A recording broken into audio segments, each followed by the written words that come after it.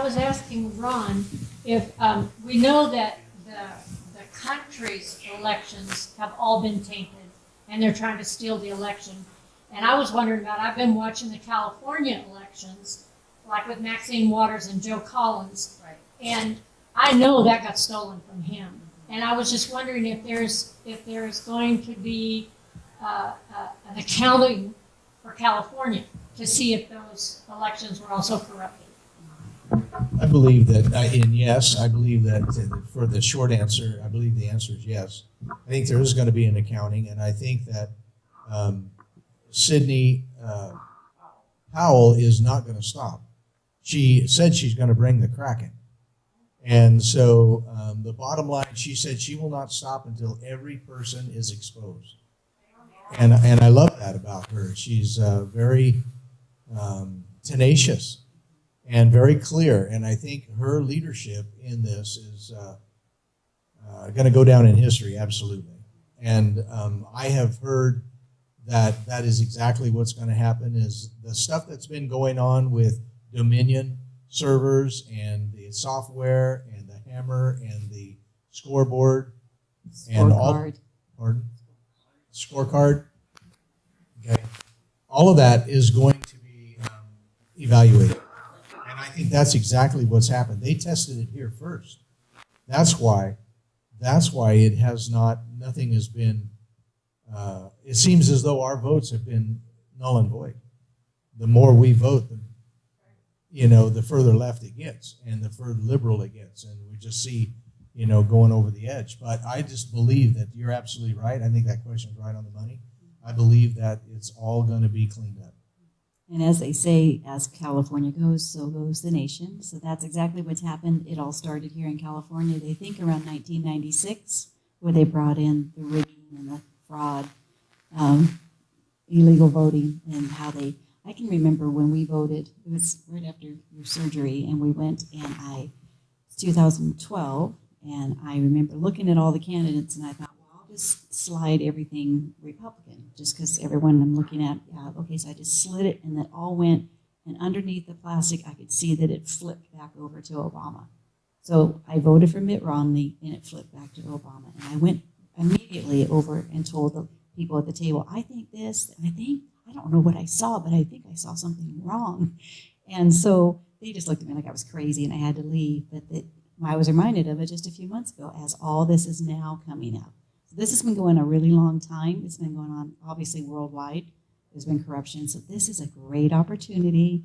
This is a boil that needs to burst, and it's going to be messy, but it's going to change not just for the president, but all the candidates that have been illegally stolen from all this time. So it's going to be nationwide and affect the world. It's amazing.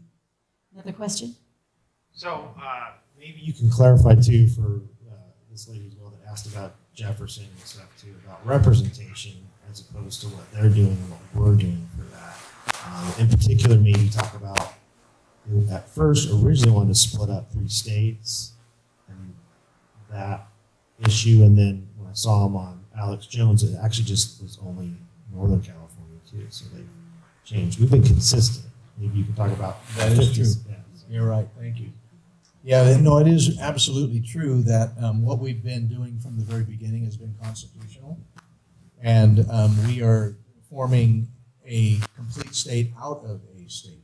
So we're not crossing any borders. We're not going into Oregon or Idaho or Nevada or what have you. But what is interesting too is that because California has got a new California movement, where there's also a new Illinois movement, there's also a new Nevada movement. There's also, we've heard that there's a new New York movement. And so this is going to catch on all over the place, is that constitutionalism is what we really, we want to reboot. We want to go back and reboot the whole thing to get back to where we have a foundation that's solid on the rock and on the Constitution. And so that's a big piece of it. And in the beginning, when the Constitution was written, we all had a senator in our county, and we all had 2 assemblymen in our county. The assemblymen were to represent the people, and the senator was to represent the natural resources. the sovereignty of each county. So in 1963 and 64, when that passed, Reynolds versus Sims, they called this a reapportionment thing. And so what they wanted to do was say, hey, you know, we've got people they shouldn't be representing rocks and trees and stuff. Made it, you know, deplorable, really. This is ridiculous. So these people should be representing people. So now we find, because for every million people, there is one senator. So now in LA County, there's 13 senators. 33. 33. And then 7 representing the rest of it. It was like 40, and then it was 33 and 7. Okay, well, I might be wrong. We can 33 and edit that 4, out. or 7. Yeah, it's bad. It's very, very bad. That's why our vote never did anything. Never accomplished anything. They would override the vote, and then because they basically said, well, we're representing you, and we're going to vote the way we want to. So does that answer the question? Representation. I think the real difference is that we are going to go back to the way it was supposed to be. And we haven't progressed, we've regressed. Everybody talks about progressive, be progressive. Well, it hasn't been a progression, it's been a regression into evil and into control. Because if this is the end of that, if they're going to tell us we can't go to church and we can't pray and we can't meet and we can't eat, we can't eat with people, we can't have Thanksgiving, we can't have, how bad does it need to be? I mean, it was just, the people that have come from a third world country and have come from a socialistic country, they see it just like that. They see what is actually happening. We were just listening to a good friend who's also represents in another county, and he was a missionary over in Russia, Bosnia, just a number of communist countries back in the 80s. And his experience over there, he was sharing, and he is saying it's so identical to what's happening now, just taking our freedoms, speech, and then of course the wearing of the mask is a test to see how much we'll go along with it. He says, but when they start to do the curfew, then you'll know that it's happening. And here we are. And he just spoke this past week, and we're listening. In fact, we woke up in the middle of the night. We couldn't sleep at 2 a.m, so we listened to it on YouTube, and it just resonated with us because it gives us courage to know that we're not crazy, that this is truly happening, and we have to stand. We have to have a voice, and we have to be really discerning as to what we put our energies towards and what we allow ourselves to listen to, because it can feel really defeating and overwhelming, what we're facing. So we have to navigate, and we have to manage our energies well. We have to rest, and we have to make sure we get the correct information. So as you know, the mainstream media, everyone knows the story about the frog being boiled, being fried, and that's what's happened with the mainstream media. We've listened for so long, we've been programmed to believe a certain way, and that they can be trusted, and they can't. And unfortunately, not even Fox. And unfortunately, not even Tucker. So it's sad to say, they've had our attention for quite some time, and we've been romanced, we've been seduced. We had hoped that they were telling us the truth, but now we get the opportunity to be digital soldiers, to be citizen journalists, to gather information, to be critical thinkers, and to line it up with our convictions, with our common sense, with our own conscience and scripture, and to say, no, this is truth. This is worth living and dying for. This needs to be tested. I'm not sure what all that is, but I'm going to table that for now.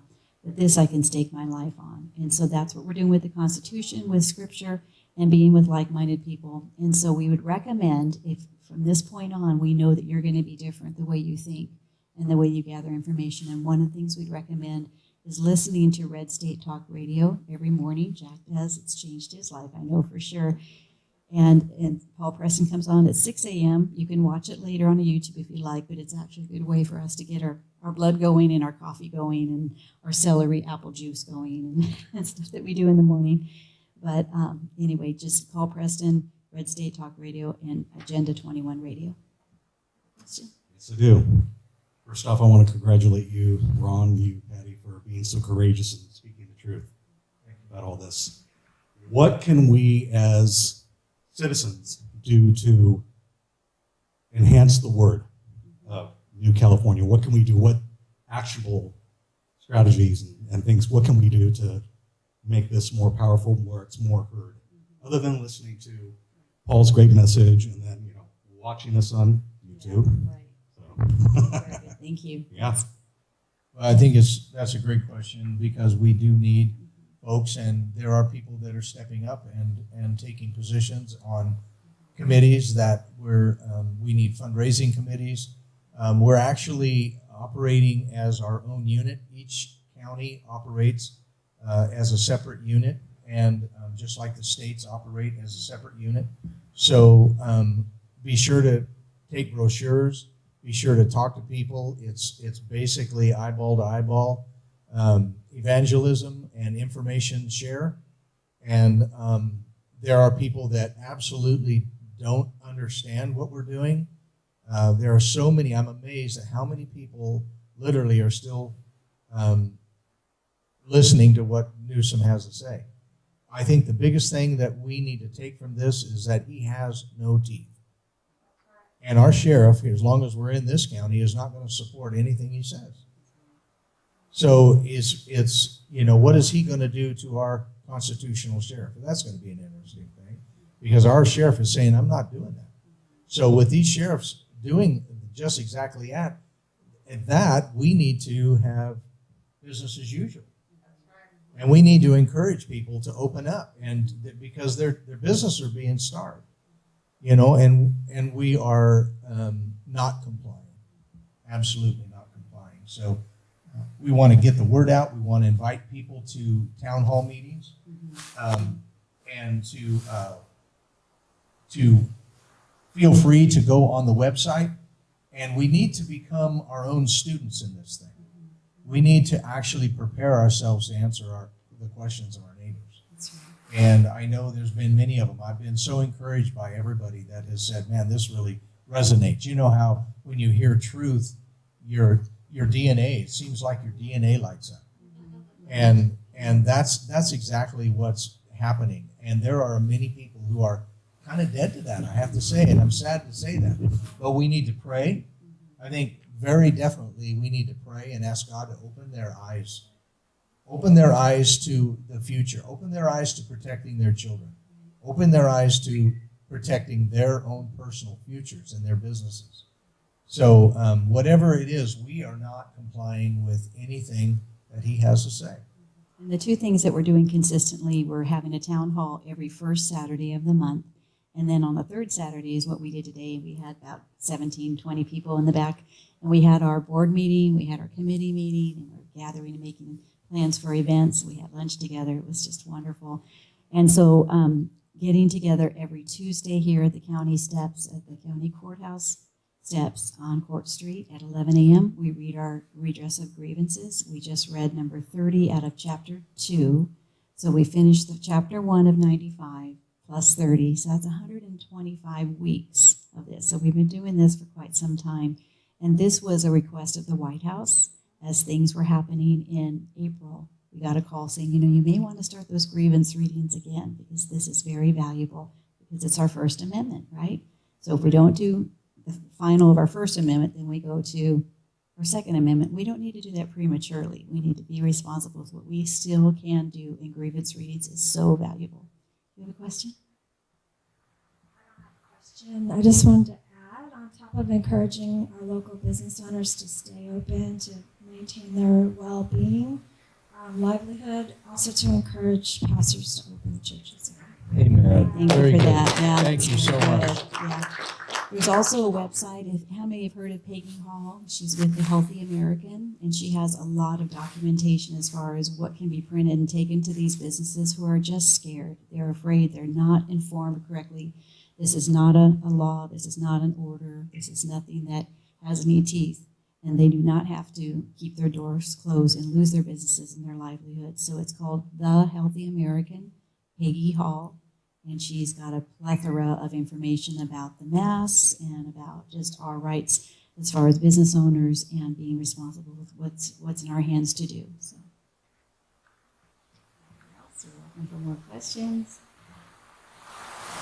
I think one of the things we need to ask ourselves, and I think the biggest issue is when you have a California license to operate in your business, that could affect you. They could pull that license, just like the California teacher's license or the hoops you have to jump through in order to earn the money that you know how to earn. And without a California license, then California has, some ability to disrupt, your activity. So what we may have to do is we may have to open up something outside of what we've been used to doing. I think that's one of the things that people are afraid of. I've ran into so many people that say, well, it may not be a law, but it's and my manager or my owner of this business says I have to wear this mask and I have to do it this way, and no one can come in here, and and I don't want to do this. I don't want to wear this mask. I can't breathe with it. I'm breathing my own carbon dioxide, and I don't need to do that. I don't want to do that necessarily. And I think that's a big step. It's a big step to say, I'm not going to do that. And so it's difficult because the people that are just trying to keep their job and feed their children, that's a big deal. It's a big deal. And that piece of it, I always try to do my best to honor them in that and say, I know you may not, but you better look for another job. I encourage you to do something different. It gives me the opportunity to maybe tip them heavy or something like that, because, it's tough. It's tough because it's almost as though they've got their arms around your neck or, their hands around your neck. And so it's difficult. And we get into situations where you're maybe part of a big corporation and you have a big job, and you're going to lose your job, you're going to lose your income, you may lose your family, and that's what happened in the revolution. It separated people. It separated families. It was tough. It was tough. But then we lived for all of these years, 200 plus years, and in the aftermath of that bravery. It's amazing. Yeah, I had a question in regards to that. Is there a way that a person can say, hey, I have a condition which precludes me from wearing a mask, like I need to breathe oxygen, Right. Just real quick. and use their own 600 laws against them by saying, look, if I have this condition, needing to breathe oxygen, and I do have several doctor friends who have said does absolutely nothing, but almost makes it like a certainty that you'll get it if you're exposed to it. If you use these things, can you say, look, I cannot wear one, and have a recourse Yes, to absolutely. places? And that's where Peggy Hall has been so helpful on the Healthy American. She gives step by step what can be said. And the main thing that you need to talk about is when you go into a business, a store, you can say, I've checked your store policy, and I know you cannot discriminate against someone with a disability. And because of the HIPAA protection, you can't disclose what your disability is. But if your disability is that you cannot rebreathe your own CO2 over and over again, that can't be done. They can't discriminate. And I've used that one. I've used that quite often. Took my granddaughter shopping at the mall, and she had her little mask, and I said, honey, you don't have to. She said, oh, Mimi, I just want to go shopping. And I'm like, okay. So I followed her in, and I'm looking through clothes, and some of the young employees, they say, you can't be in here without a mask. And I said, oh, no, I'm really fine. You can't shop here. I said, well, I'm just looking. You can't look here without a mask. You can't be in here. I said, well, let me understand this. I know you've been trained that you can't discriminate against anybody with a disability, right? And they're like, right. And I said, you can't discriminate against the customers, right? And they remembered that in their orientation. And so they got a little bit shook and scared. Now, what was your name? Oh, no, I'm fine. You go ahead. You can look. So you have to, somewhat be honoring, because we're educating ourselves. We're educating others. It can be real sensitive. Because of fear, a lot of people are afraid. They've been told a lot of information that's got them really scared that they can't safely go outside and breathe air. That's what's being told. So once you hear something over and over, our brain will believe what we tell it. That's why I get out of bed every day and I say, it's going to be a great day, even though I'm running into walls and I can't find my shoes. It's going to be a great day. I have to keep telling my brain that, and then it will believe me. So the same thing with this fear. If we keep programming ourselves negative information, so we have to pick and choose. So with that, if we're not going to listen to Fox anymore, we've got to pick and choose. Go to Newsmax is another source. That's where Paul Preston was on yesterday. Real America's Voice. The Real American's Voice. There's the Right Broadcasting, Right Side Broadcasting, One American. Yeah, so there's good, but we got a Roku about 4 years ago, so we stopped using satellite and digital. We just have everything on our Roku, so we really can pick and choose. We don't have to do commercials, which I think really are a frequency that really attacks me is the commercials for whatever reason. But anyway, so there's all, but thank you for that question, Alan. That's excellent. The frequency attacks Patty and then she attacks me. I got to turn those things off. I don't want to be a mic hog, but that stimulated another question. So I was talking to, because I've been using that, I have a health condition, you can't ask me what it is and all that. But the flip side of that is these people who are at work, who are being mandated by their bosses to wear a mask, what can they do legally? I mean, they would be discriminated against if they came to work and said, I'm not going to wear a mask. That's correct. And they get fired. So what is their recourse? OSHA has a statement that the masks do not work. And they're dangerous. And they're dangerous because what happens is it attacks your immune system. And when your immune system gets attacked, then you're set up for it. So there's been times when people have, Patty used to carry this little card, and I have it as well. She made a bunch of them. And we would show it to them, and they'd say, well, we have people here that have asthma. How do I get one of these cards? I had Patty 28 says, well, of here, them have this one. Here, take this one. Thank you, And it says exemption, a health exemption, that we don't have to wear a mask. Yeah. So we have to be wise, and it's up to us to make a decision within 1 minute. So we just really wanted to really thank you so much for taking the time today to come out and be educated. We just believe you're brave, you're brilliant, you're amazing to be able to have this boldness in this time and season. We're going to do this consistently. Go online and connect with us through New California State Shasta on the Facebook page. We're going to be creating a website, and then we also have ncs51.com where you can go on and be updated. And you want to hear what's happening. The president is so on board with this. This is one of his secret weapons for California to bring about a solution. He believes the citizens of California deserve a new state, that we deserve this. We need this. So. Thank you very much.